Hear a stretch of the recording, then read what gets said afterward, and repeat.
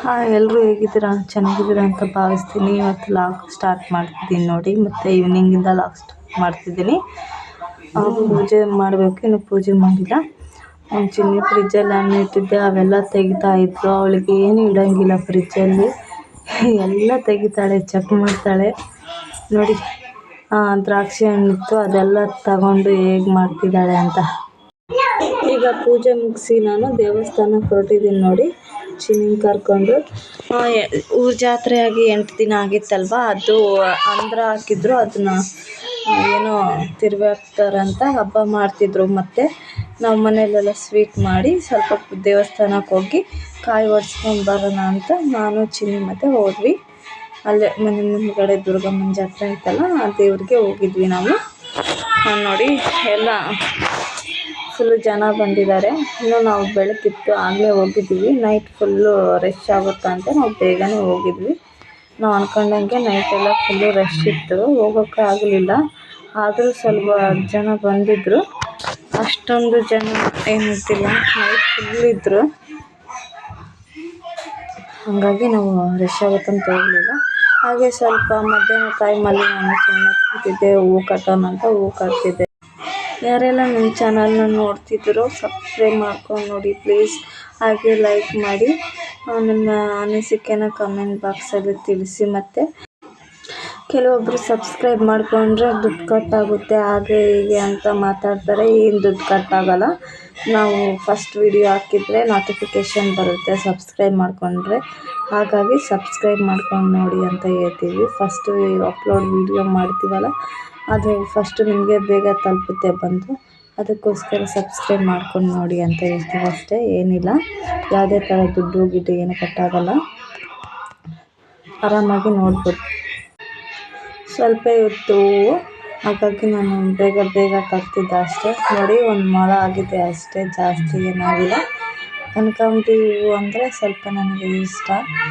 ಮಲ್ಲಿಗೆ ಹೂವು ಅಂದರೆ ತಲೆನೋವೇ ಬಂದುಬಿಡುತ್ತೆ, ಸ್ಮೆಲ್ ಇರುತ್ತಲ್ಲ, ಸ್ಮೆಲ್ ಆಗೋಲ್ಲ, ಹಾಗಾಗಿ ತಲೆನೋವು ಬಂದುಬಿಡುತ್ತೆ. ನೋಡಿ, ನಾನು ರವೆ ಉಂಡೆ ಮಾಡೋಣ ಅಂತ ಮತ್ತು ಎಲ್ಲ ತಗೊಂಡಿದ್ದೀನಿ. ಡ್ರೈ ಫ್ರೂಟ್ಸ್ ಏನು ತಗೊಂಡಿಲ್ಲ ನಾನು, ಇಷ್ಟೇ 4 ಪದಾರ್ಥಗಳು ತಗೊಂಡಿದ್ದೀನಿ. ತುಪ್ಪ ಮತ್ತು ಹಾಲು, ಸಕ್ಕರೆ ಮತ್ತು ರವೆ ತಗೊಂಡಿದ್ದೀನಿ.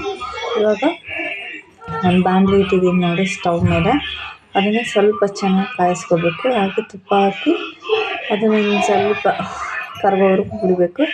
ಅದನ್ನು ನಾನು ಹಾಗೆ ಹಾಕಿದ್ದೀನಿ, ಯಾಕಂದರೆ ಮತ್ತೆ ಸೀದೋಗ್ಬಿಡುತ್ತಲ್ವ ರವೆ, ಅದಕ್ಕೋಸ್ಕರ ನಾನು ಬೇಗನೆ ಹಾಕಿಬಿಟ್ಟೆ. ಲೋ ಫ್ಲೇಮ್ನಲ್ಲಿಟ್ಟು ಮಾಡ್ತಿದ್ದೀನಿ ನೋಡಿ. ರವೆನ ಫ್ರೈ ಮಾಡ್ಕೋಬೇಕು.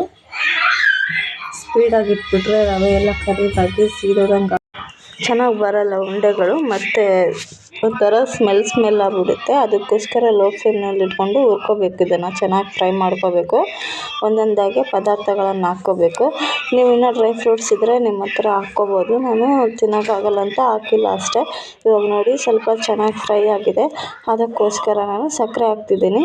ಸಕ್ಕರೆನೂ ಪುಡಿ ಮಾಡ್ಕೊಂಡು ಹಾಕ್ಕೋಬೋದು, ನಾನು ಹಾಗೆ ಹಾಕ್ಕೊಂಡಿದ್ದೀನಿ. ರವೆ ಸ್ವಲ್ಪ ಬಿಸಿ ಇದೆ ಅಲ್ವಾ, ಅದಕ್ಕೋಸ್ಕರ ನಾನು ಹಾಗೆ ಹಾಕಿದ್ದೀನಿ, ಯಾಕಂದರೆ ಕರಗುತ್ತೆ ಸಕ್ಕರೆ ಅಂತಂದು. ನೀರು ಬೇಕಿದ್ದರೆ ಮಿಕ್ಸಿಗೆ ಹಾಕ್ಕೊಂಡು ಪುಡಿ ಮಾಡ್ಕೊಂಡು ಹಾಕ್ಕೋಬೋದು, ಹೇಗಾದರೂ ಹಾಕ್ಕೋಬೋದು. ಎರಡು ಒಂದೇ. ಇವಾಗ ಹಾಲು ಕೂಡ ಮಿಕ್ಸ್ ಮಾಡ್ತಿದ್ದೀನಿ ನೋಡಿ. ಹಾಲು ಅದಕ್ಕೆ ಎಷ್ಟು ಬೇಕೋ ಅಷ್ಟೇ ಹಾಕ್ಕೋಬೇಕು, ಜಾಸ್ತಿ ಆಗಿಬಿಟ್ರೆ ಚೆನ್ನಾಗಿರಲ್ಲ. ನಾವು ಯಾವ ಥರ ಸ್ವಲ್ಪ ಉಂಡೆ ಕಟ್ತೀವೋ ಅದೇ ಥರ ಹಾಕ್ಕೋಬೇಕು. ಹಾಲು ಜಾಸ್ತಿ ಬೇಡ ಅನ್ನೋರು ನೀರು ಕೂಡ ಹಾಕ್ಕೊಂಡು ಕಟ್ಕೋಬೋದು. ನಾನು ಸ್ವಲ್ಪ ಹಾಲಲ್ಲೇ ಎಲ್ಲ ಮಾಡಿದ್ದೀನಿ, ನೀರೇನು ಹಾಕಿಲ್ಲ. ನೀರು ಹಾಕಿದ್ರೂ ತುಂಬ ಚೆನ್ನಾಗಿರುತ್ತೆ. ನಾನು ಹಾಲು ಹಾಕಿದರೂ ಇನ್ನೂ ತುಂಬ ಚೆನ್ನಾಗಿರುತ್ತೆ ಅಂತ ನಾನು ಹಾಲಲ್ಲೇ ಮಾಡಿದ್ದೀನಿ. ನೀರೇನು ಸ್ವಲ್ಪನೂ ಟಚ್ ಮಾಡಿಲ್ಲ ಅದಕ್ಕೆ, ಹಾಗಾಗಿ ತುಂಬ ಚೆನ್ನಾಗಿ ಬಂದಿತ್ತು. ತುಪ್ಪ ಮತ್ತು ಹಾಲಲ್ಲಿ ಎರಡೂ ಚೆನ್ನಾಗಿತ್ತು. ತುಪ್ಪ ಸ್ಮೆಲ್ ಅಂತೆ ತುಂಬಾ ಚೆನ್ನಾಗಿತ್ತು. ಹಾಗಾಗಿ ನನಗೆ ತುಪ್ಪ ಅಂದರೆ ಭಾಳ ಇಷ್ಟ ಅಲ್ವಾ, ಅದಕ್ಕೋಸ್ಕರ ಸ್ವಲ್ಪ ಜಾಸ್ತಿನೇ ಹಾಕ್ಕೊಂಡು ಮಾಡಿದ್ದೀನಿ ಉಂಡೆನ. ಡ್ರೈ ಫ್ರೂಟ್ಸ್ ಹಾಕಿದರೆ ಇನ್ನೂ ಚೆನ್ನಾಗಿರ್ತಿತ್ತು, ಆದರೆ ನಾನು ಹಾಕಿಲ್ಲ. ನನ್ನ ಮಗಳು ತಿಂತಾಳಲ್ವ, ಅದಕ್ಕೋಸ್ಕರ ನಾನು ಹಾಕಿಲ್ಲ. ಅವಳು ಅವೆಲ್ಲ ಬಂದುಬಿಟ್ರೆ ಎಲ್ಲ ಬಿಸಾಕ್ತಾಳೆ, ತಿನ್ನೋದೇ ಇಲ್ಲ. ಅದಕ್ಕೋಸ್ಕರ ಅವಳಿಗೋಸ್ಕರ ಹಾಕಿಲ್ಲ ಅಷ್ಟೇ. ಇವಾಗ ನೋಡಿ ಎಲ್ಲ ಆಗಿದೆ. ನಾನು ಸ್ವಲ್ಪ ತುಪ್ಪ ಸವರ್ಕೊಂಡು ಕೈಗೆ ಉಂಡೆಗಳನ್ನು ಕಟ್ತೀನಿ.